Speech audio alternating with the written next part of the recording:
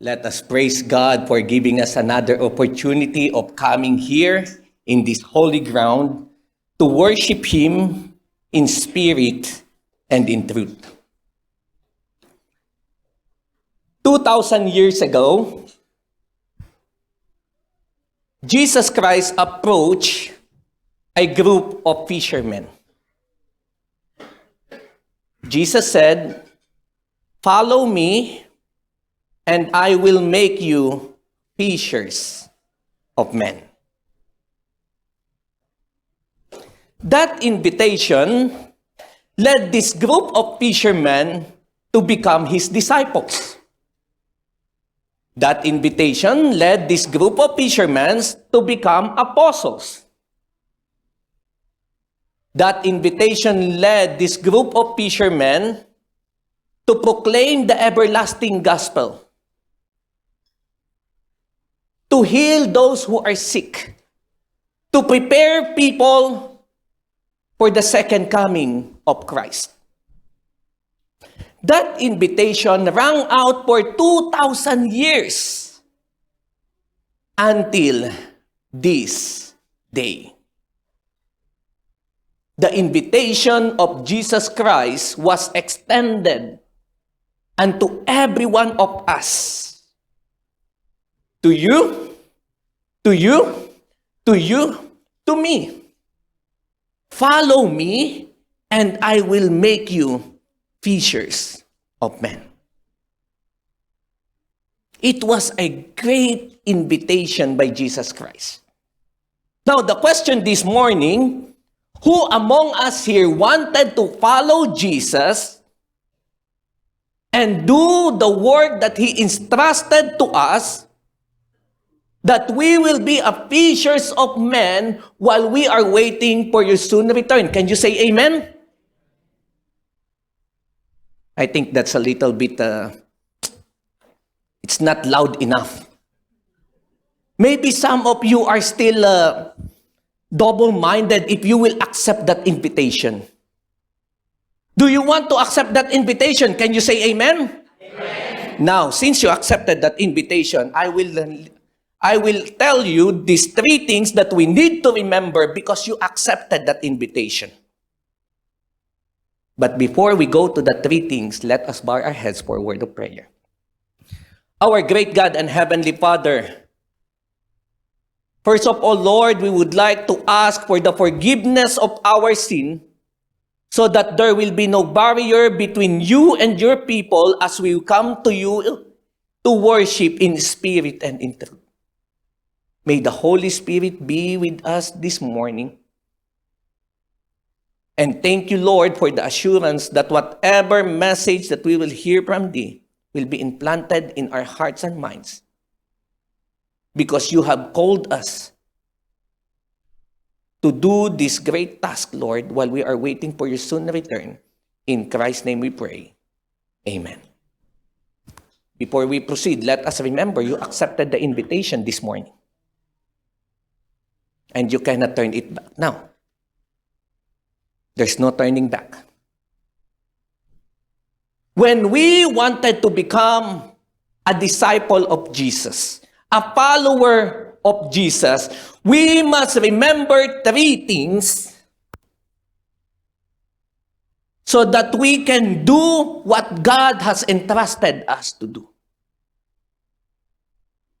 As you go out to your doorsteps every morning, as you talk to different people,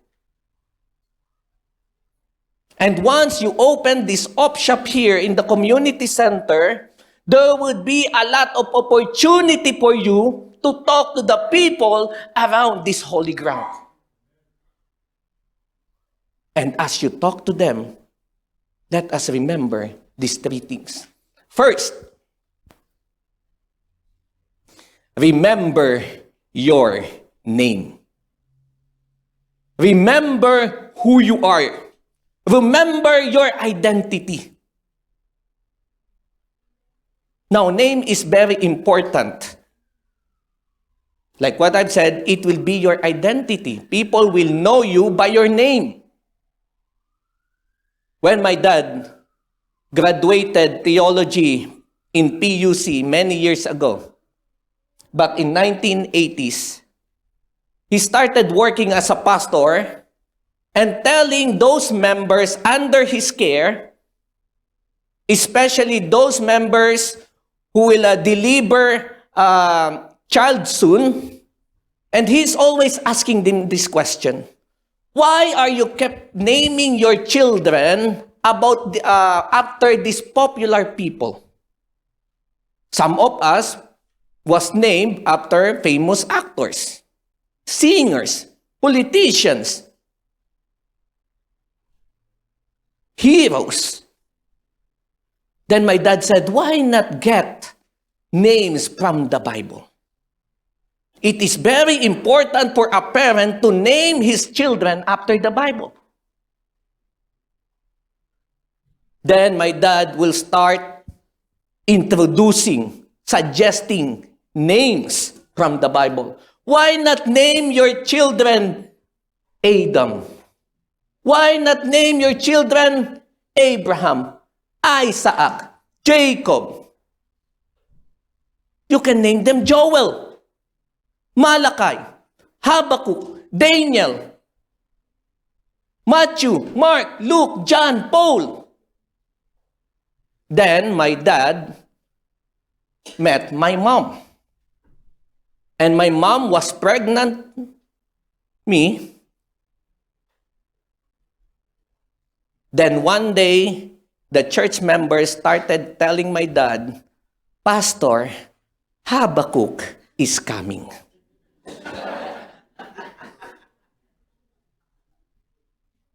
And my dad considered naming me Habakkuk. Instead of John Mark Panghulan, you will call me Habakkuk Panghulan. And let me tell you, if you have that name in the Philippines, it would be a disaster. People will make fun of you for the rest of your life.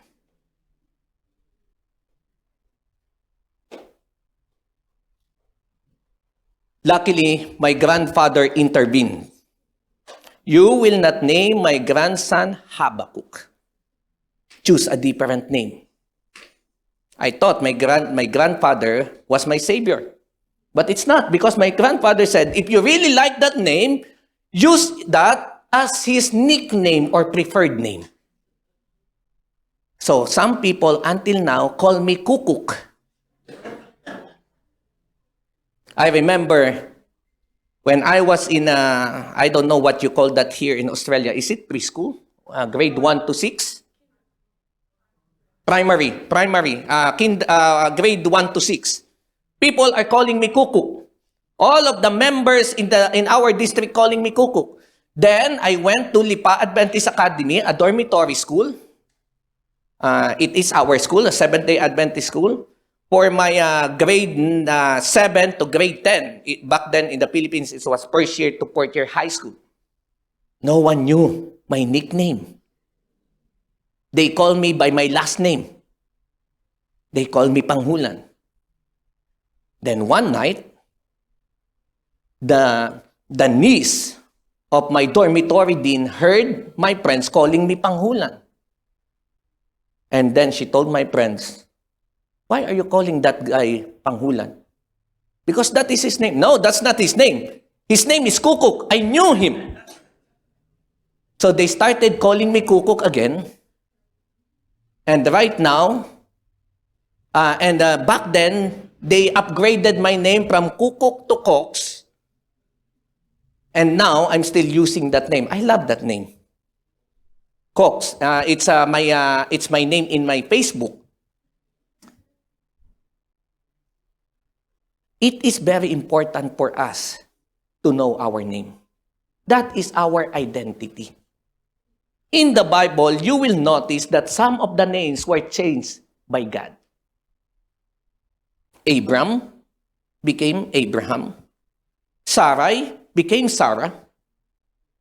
Jacob became Israel. Saul to Paul. And why did God change their names? because there is a special meaning into their new names. In fact, in the book of Luke, chapter 1, God himself gave a specific name to a certain child. This child, you will name him John the Baptist because God has a special mission to this child. And what is the mission of John the Baptist? To prepare the people to the coming Lord. And that mission of John the Baptist was the mission of our church today. To prepare the people to the second coming of our Lord Jesus Christ. A group of people back in 1800s started studying the Word of God. They studied the book of Daniel and the 2,300 years prophecy.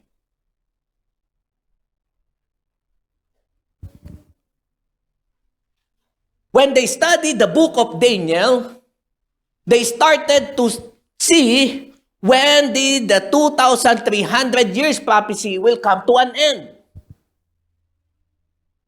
Because according to the book of Daniel, up to the 2,300 days, evening and morning, sanctuary will be cleansed. This group of people started to preach that Jesus Christ is coming in October 22, 1844. This group of people was disappointed. And the Millerite movement was divided into several groups. But among these groups, our church founders, they went back to the Word of God and they found out that they have the right date, but the event was wrong. In 1860, this same group of people had a meeting, and in their meeting, our church leader discussed what name should we use that would identify us, that those who keep the commandments of God and have the testimony of Jesus. They are in a mission of choosing a name for this church. What name should we use that would identify us, that those people who follow the commandments of Jesus, of God, and have the testimony of Jesus? And what name did they come up? Seventh-day Adventists. The church that we have right now is a church in prophecy. Do you know that? Do you know that this church is a church in prophecy? Open your Bible in the book of Revelation, chapter 10. You will see the story. An angel came from heaven and approached John and gave John a little scroll. And the angel said, "Take it and eat it. It will sweet as honey in your mouth, but it will be bitter in your stomach." That little scroll is the book of Daniel and its prophecy about 2,300 years. Our church leaders taught that on October 22, 1844, Jesus Christ will return. The sweetness of their message, the message was so sweet that they proclaimed it to those people around them. But when the anticipated time has come, they experienced the bitterness of the message they proclaimed.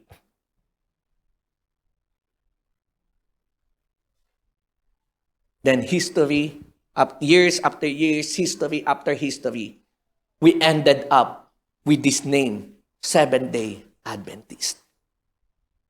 We are a church in prophecy.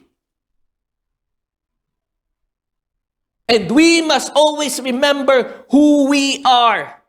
We are a peculiar people, a holy nation. I was giving, I was with Kuya Leonard Gomez. We were giving a Bible study in one of the couples here in Cranbourne West. Filipino couple.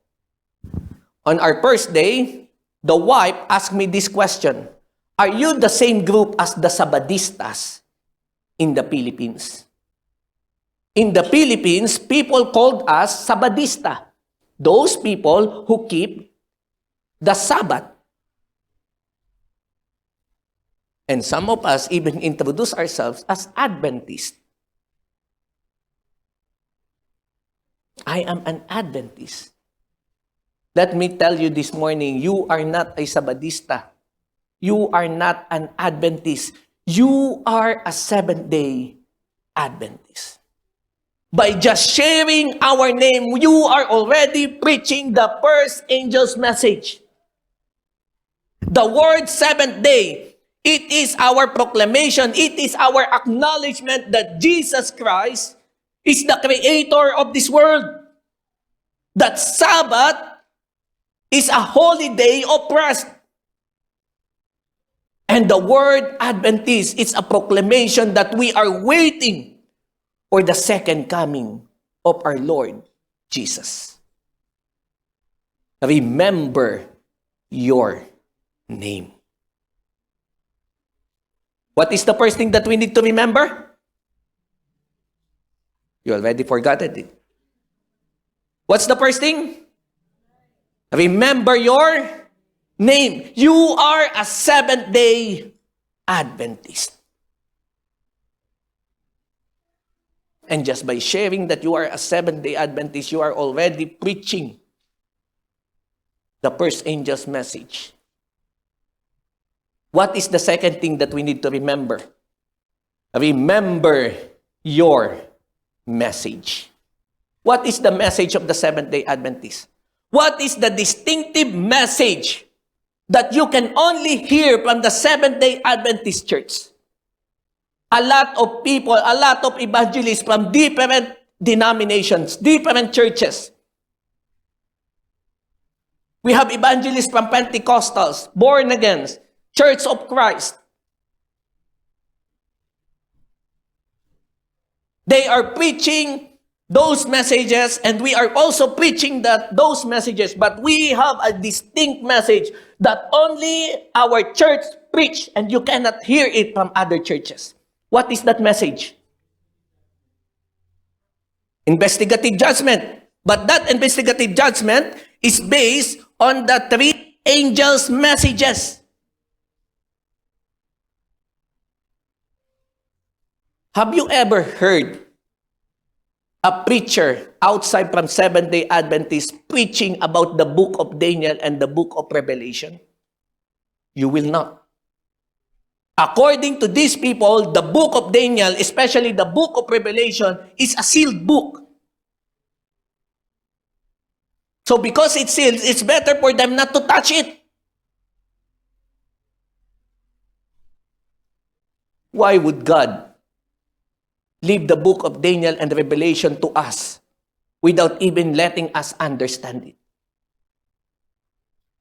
The only message that we have that you cannot hear from other people is the message of the three angels' messages. That you can find in the Revelation chapter 14. These past weeks, I was on the process of making a sermon, the summary of Revelation or the three angels' message. You know why? Because I realized these past months that only few people from inside our church focus on this message. Then I found out from Ellen White's writing that this is the message that we need to give more importance. But very rare, very seldom, we can hear it inside our church. The first angel's message, it proclaims the everlasting gospel, salvation through Christ and grace, His justifying and sanctifying power. The angels announces that the time of judgment has come and calls people back to the true worship of God, recognizing Him as our Creator. We are also told that the Sabbath will be the great test of loyalty. That a line of distinction will be drawn between those who serve God and those who serve Him not. The second angel's message talks about the fall of Babylon, because Babylon rejected the first angel's message.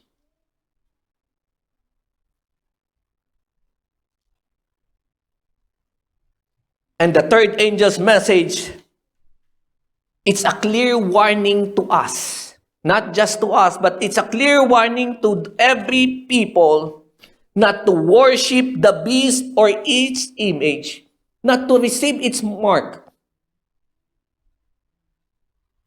Because once you receive it, judgment will come upon you. This is the message that we have.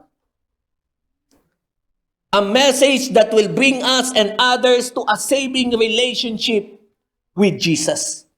A message of His love, mercy, and grace. A message of His death, resurrection, and ascension. A message of His heavenly, of His work in the most holy place in the heavenly sanctuary. A message of His soon return to take His people home. Let us open our Bible and go back to the message that God entrusted to us. If you will look at the chronological order of Revelation from chapter 13, 14, 15, and the succeeding chapters, if we will just focus on the sequence of events, you will fully realize how crucial this message is. Because this is the final warning of God to this world. Remember your message. We have first, remember your name. Second, remember your message. Now, what is the last one? Remember your mission.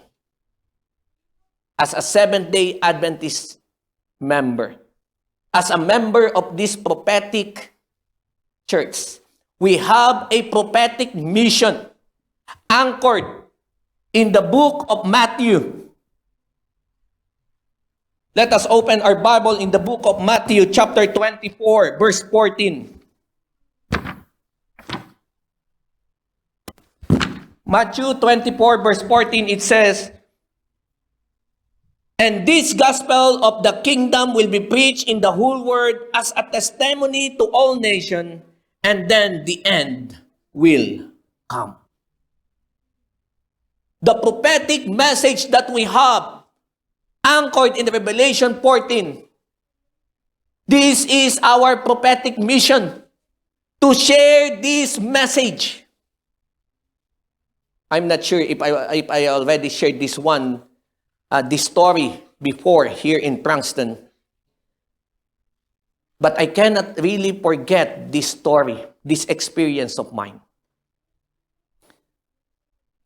We had an evangelism in one of the islands in the province of Quezon in Philippines. It was back in 2009. One of my Bible students is a son of a Seventh-day Adventist. His mom is a Seventh-day Adventist. All of his family, most of his family and relatives are Seventh-day Adventists. So I was given an opportunity to give Bible study to this guy. I think during that time he was I think he was 10 years older than me. On our first day, we talked about the love of God. On the second day, we talked about the Word of God. And on the third day, he made these remarks. You know what? He told me, you know what? You Sabadistas, I'm going to use the term that he used. You Sabadistas, he's talking about the Seventh-day Adventist members. You Sabadistas are very selfish.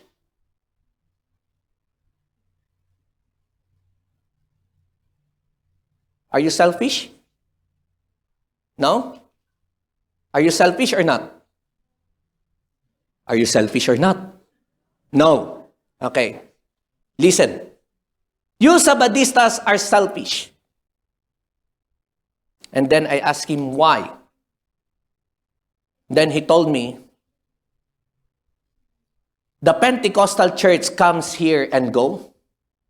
The Iglesia ni Cristos, another church in the Philippines, very big congregation, comes and go. The born again comes and go.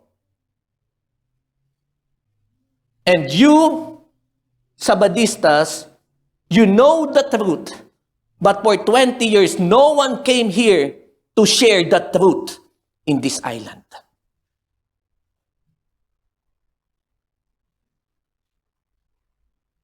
For 20 years, he told me, for the first time after 20 years, my mom is a Seventh-day Adventist. My relatives, my families, most of them are Seventh-day Adventists. But it took 20 years for our church to conduct an evangelism on that island. I cannot blame the guy. It is our mission. Now, let me ask you again. Are you selfish? You know where it's going, right? How long have you been working in your workplace? How long have you been living in your community? And you have the truth. But how long will you keep it for yourself? This morning, just this morning, I was listening to one preacher in YouTube. And it led me to read Testimonies for the Church, Volume 9, page 19. It was not that quite long article of our writings of Ellen White, but let me read you one paragraph from that writings. The writings entitled "To Be Witnessed." But there was a question here left to us by Ellen White. Listen. Are we to wait until the fulfillment of the prophecies of the end before we say anything concerning them?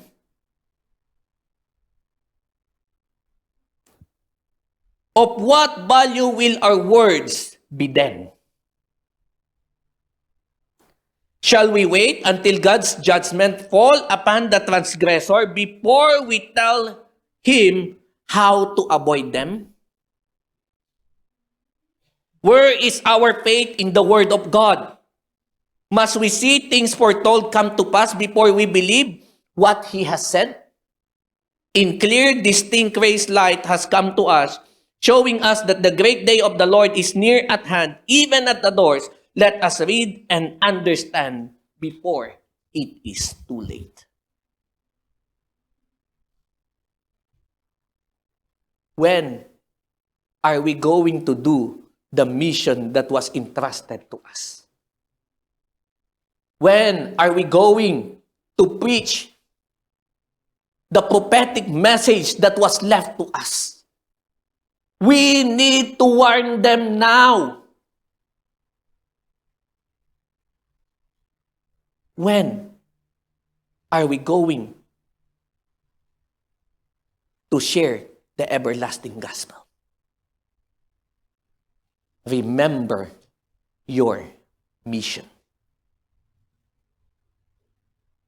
This morning, I would like to make an appeal to every one of us. First, I would like to appeal to those parents among us. As you talk to your children, last week, I've heard that our church here in Frankston are doing in the reach. Am I using the word right, Tito Vadelia? In the reach. The church focus is those children in this church. That is great. But let me make an appeal to you, to our parents and to the church as you do your in-reach ministry. As you train these children, as you talk to them, as you mold them, as you teach them, remember your name, remember your message, remember your mission. I want also to make an appeal to the youth around us. I'm sorry to inform you, you are the number one target of the enemy. And the world will offer everything to you so that the world can win you and you will live the faith that you have received. To our youths here, as you go out and meet with your friends, as you go out and meet with new people, remember your name, remember your message, remember your mission. To those who are working here, as you go to your work and talk with your workmates or your colleagues, as you talk to your clients, as you talk to other people, remember your name, remember your message, remember your mission. To those who are already retired, I'm sorry to disappoint you, God has not finished with you yet. It doesn't mean that you are already retired, you are also retired from the work of God. No, it does not work that way. Because in your everyday life, you are still encountering people. And as you go out and continue your retired life, remember your name, remember your message, remember your mission.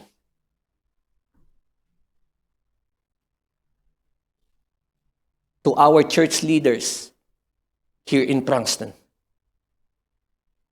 I'm not sure if there are pastors among us.